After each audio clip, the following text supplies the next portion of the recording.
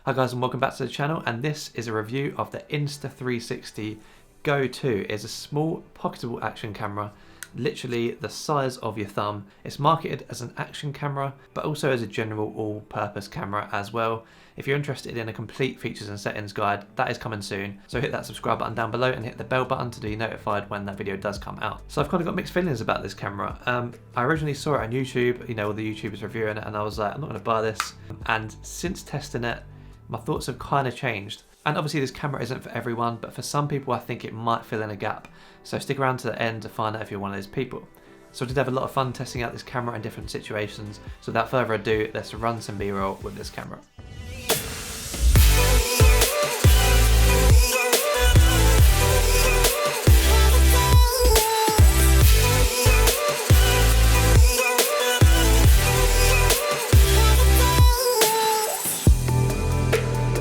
So in order to do a bit of a unique review of this, I put out a little survey on the community page of the YouTube channel just to see what people actually use these cameras for.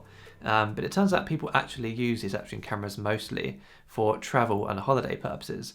So I thought I'd split this review into little sections, one for action camera, one for using it as a holiday or travel camera, and one for using it as a YouTube camera. So we'll start with personal and travel because that was the most popular answer in the survey that I did. And I think a camera like this definitely has to be suitable for personal and travel, whether it's marketed like that or not. I actually use my DJI Osmo Action mainly for travel on holidays and stuff, and I think people actually do the same with their GoPros as well. So I think it makes sense that a camera like this should be really good for traveling, going on holiday, and those family photos and videos. So the first thing is, this thing is really tiny. Obviously you can carry it in the case here, you've got access to more controls in this little screen here, but if you take it out, it really is small. Obviously this makes it great for carrying around, for packing in a bag, you don't have to worry too much about anything like that. But also it's just less obtrusive, so if you're walking around maybe an area you're not supposed to film in or anything like that, maybe they frown upon cameras, maybe people are uncomfortable with being filmed there. Wearing something like this, maybe if you just attach it to the magnet mount here, it's not really going to attract attention to you, so the small size is definitely a benefit. The next positive is the decent battery life, and I say decent because it has genuinely lasted me as much as I've used it. It's never actually run out of battery on me, which is really good.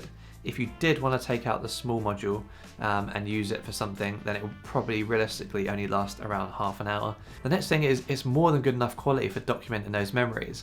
Yes, it's 1440p, and this might put some people off when action cameras are coming out with 4K, and I think maybe the GoPro does 5K or something, but this 1440p is really good quality, actually surprisingly good. So another positive of using this for personal and travel use are the mounts that it comes with in the box. So you might have seen the little magnetic mount that it comes with. So you just put this around your neck and put it down your top, and then you can just pop the Go 2 on like that, and that is not coming off. Like, it is really difficult for this to come off. I was doing some cycling and it was a very bumpy ride. It just would not budge. I was jumping up and down, doing star jumps, trying to get this to come off. It would not come off. So despite some of the reviews I've seen saying the magnet's not strong, if you put it on your chest, on this chest magnet, it is definitely going to hold up for most situations. The other one is this little clip, and it also comes with a magnet, so if you drop that in there, it clips in nicely, and I've been using that to attach to helmets, and it actually stays really well. Again, it's actually tiny, has a really low footprint, so worth carrying this around with you if you want to clip it to something. And then finally you have this little swivel pivot mount thing, again magnetic, just slots in there, and then you have a little stand where you can sort of move this around on a ball head, or you can slide this off and you've got a little sticky mount if you wanted to stick it to a surface. And I've actually stuck this to a few things and it's still really sticky, so that is obviously a positive as well. Just in a quick addition to that, the actual magnet on the camera is really handy too.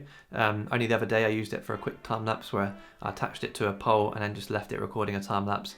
It stayed there the whole time, didn't move, a little bit windy, and it still didn't move. So those magnets are actually really handy for putting it in weird and wonderful places. So despite this being mainly a video camera, the photos are actually really good too, especially once you put it through the app and it activates the pure shot. It looks really nice. Even in low light, it actually takes quite good photos. But it is slightly wide, so bear that in mind. You might have to zoom into the photo a little bit because they are very, very wide photos.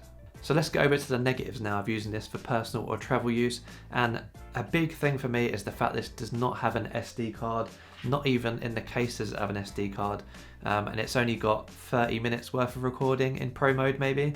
This has not been enough for a full day for me, but that really kind of makes it a hard sell for holiday and travel, unless you are willing to keep transferring it to your phone every time you fill it up. The other thing is it does suffer a little bit in low light. As Philip Bloom has also covered, it does sort of stabilise the noise a little bit, which makes low light footage just look completely unusable.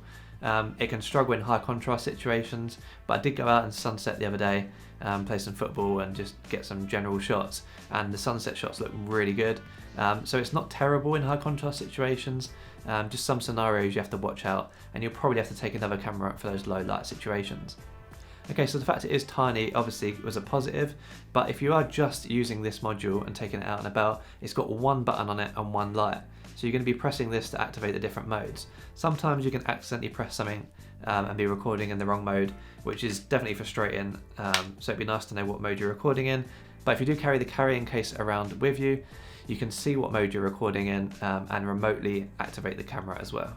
Overall, it's actually a great camera for capturing those personal moments, whether it's sort of FPV or it's just out and about or just B-roll of you walking around and stuff like that. It actually has been really handy, and because it's so small you can just whack it in your pocket and not really think about it. So it's been great for that.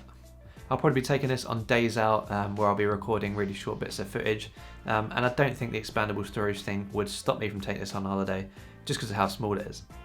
Okay, so this is marketed as an action camera, but I think most people that buy these action cameras watch a YouTube video and think that buying it is going to make their lives turn into this crazy skiing, snowboarding, everyday sort of situation, and it actually just ends up sitting in a cupboard. So is this something better? And given that it's not much cheaper, can it actually live up to the Osmo Actions and the GoPros of the world? Now there's plenty of comparisons with the GoPro, but I just wanted to compare it here in a shot of the Osmo Action. The stabilisation is just as good. The quality is just as good, even though it's 1440p, and I'm recording in 4K on the Osmo Action. But again, the dynamic range on the Go 2 is the thing that really surprised me, and I actually ended up preferring the footage from the Go 2. Bear in mind this is with the Go 2 in vivid colour mode, but it does come like this out of the box, and the Osmo Action was in normal colour mode, and again that comes like that out of the box as well. So let's get into positives of this camera as an action camera. I think where I'm flipping up and down is actually getting really warm, so I might stop that now. So positives as an action camera, the stabilisation is really, really good, especially if you're using the flow state stabilisation. You need to be recording in the pro mode for this, but the flow state stabilisation is really good and definitely keeps up with the Osmo Action and the GoPro. It's really wide angle, so everything is in shot. I'd say it's probably wider than like a GoPro or an Osmo Action, especially with the sort of stabilization enabled on those devices as well.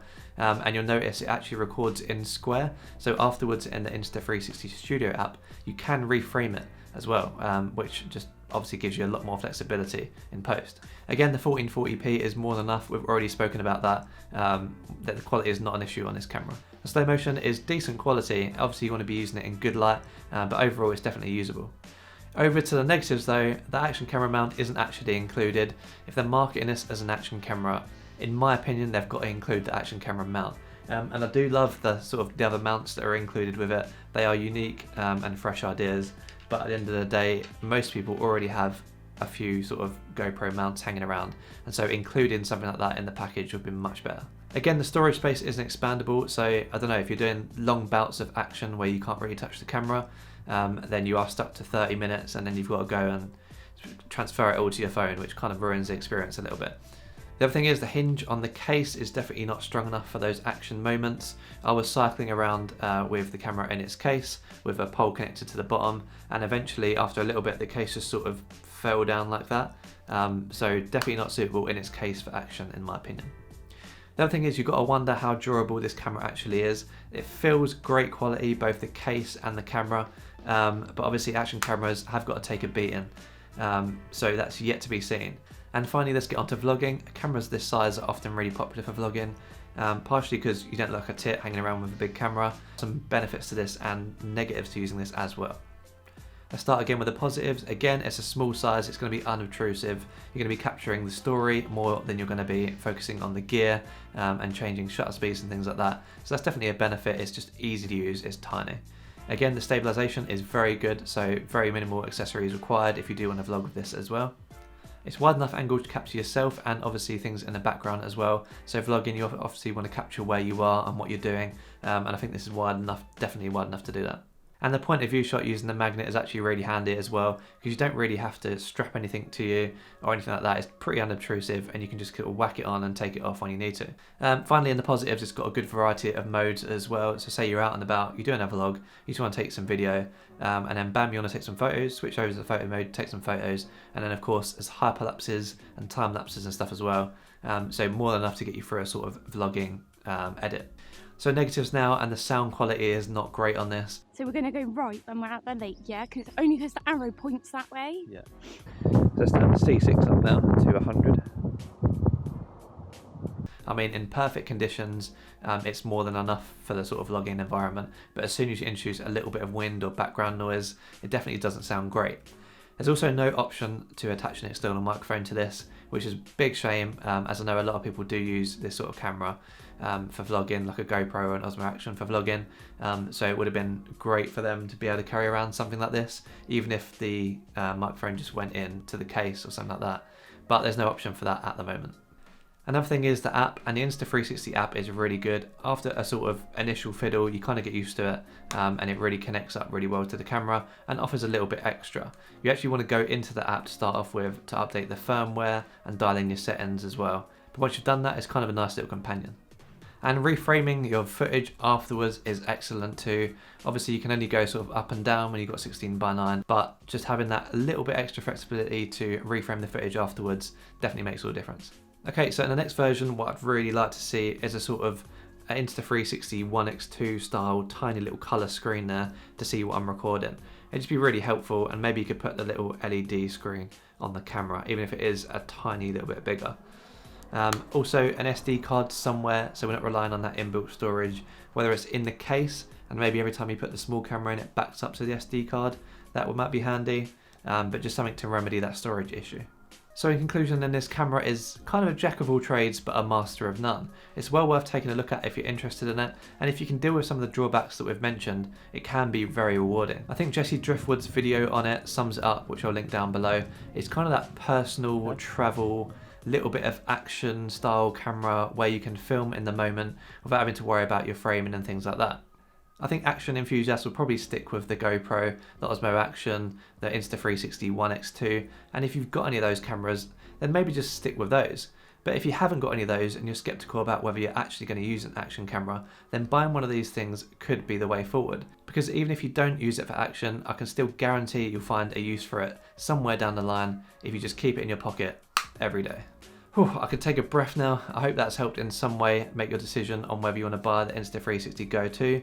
I've included as many positives and negatives as I possibly could in my findings over the past couple of weeks. And if you want to hear more about it, then obviously hit that subscribe button, hit the bell button to be notified when I come out with the next video, which will be a complete guide to this Insta360 1x2. If you like this or it's been informative, then hit the thumbs up button. And if you want to ask a question, then obviously comment down below and I'll try and get back to you as soon as I can. Thanks for watching, and I'll see you in the next one.